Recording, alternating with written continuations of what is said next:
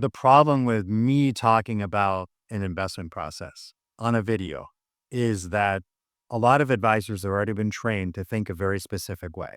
Me talking about what you should do during the investment process, the advisors, and you're sitting here thinking, oh, you're just telling me something I already know. That's just one little tiny piece of the puzzle. Talking about investment process needs to be much deeper than risk profile portfolio. It's risk profile philosophy portfolio.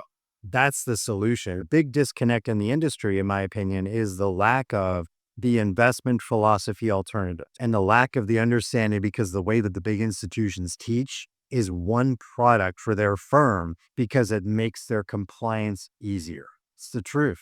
And that's why I went independent. I didn't want to be stuck in a box saying, here's the one thing that I had to offer. And not to call out anybody at any firm, your Merrill Lynch's and your Edward Jones's and your Wells Fargo's and your Vanguard and your Fidelity, they all teach the same style.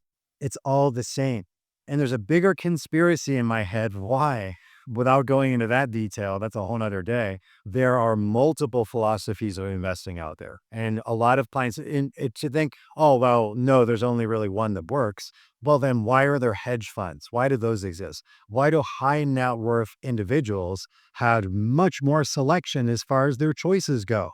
Because they have more money. Oh, interesting. So you're telling me a high net worth individual, someone that has $100 million to invest, has more choices than mom and pop.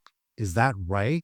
Well, it's not fair. And that's what we tried to break the mold of, is how do we bring a more sophisticated style of investing to Main Street in a way that's easy to understand and flexible and transparent and liquid and moves through the market. And that's the big difference about investing. And that's, so talking about investment process is going to fall on deaf ears for a lot of advisors. Where we find our strength is in working with an advisor, especially independent, who already feels that the market is too risky for a lot of their clients, that we need to do something to be able to mitigate the downside. Who are those individuals? Well, typically someone that has an insurance license that's selling the dreaded annuity. We don't offer annuities at our firm for commission. We don't sell anything for commission to our firm. I find that the advisors, the insurance advisors that are out there, the ones that are talking about how do we protect mom and dad from the downside of a severe market drop, they tend to go to the annuity products. Why use an annuity? The insurance company insures against the loss. Mom and dad are buying insurance from an insurance company to minimize loss in their account. They protect it that way. Just like buying house insurance. You own a house. So you own a house. Do you have insurance policy? Why? If you have retirement income, do you have an insurance policy on that?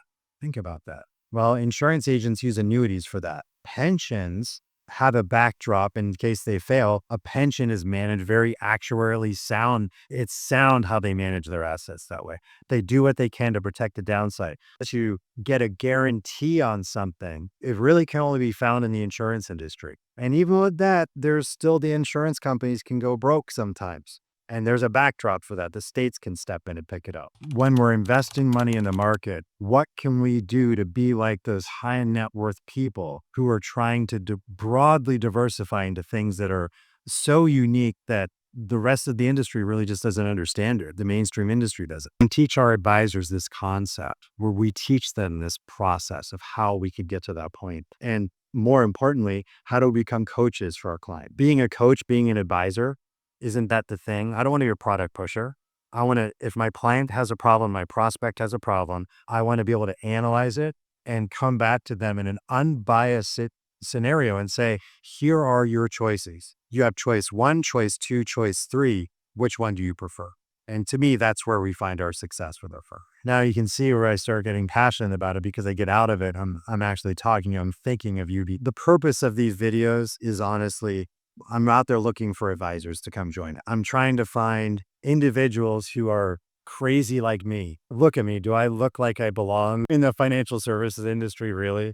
It's the way that I think, the way that I do things is definitely different. I tend to call all of our advisors, I'll get on the phone sometimes and say we're a bunch of weirdos because of the way we think and the way we navigate through and the way we talk to our client. If you're an advisor and you've never felt like you've found your place yet, If you're an advisor and you've been in the business, you've been working with clients as an investment advisor representative, you just don't feel like you belong so much in the firm. And trust me, if you're an advisor, you know what I'm talking about, that feels this way. You feel it in your gut.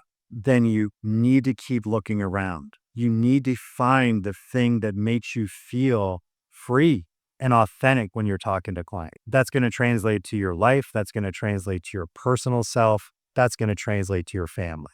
And this is what we teach at our firm, is how to be free, how to be authentic, and how to be genuine. And it comes down to knowledge, systems, and just connecting with people and listening. Listening is the key.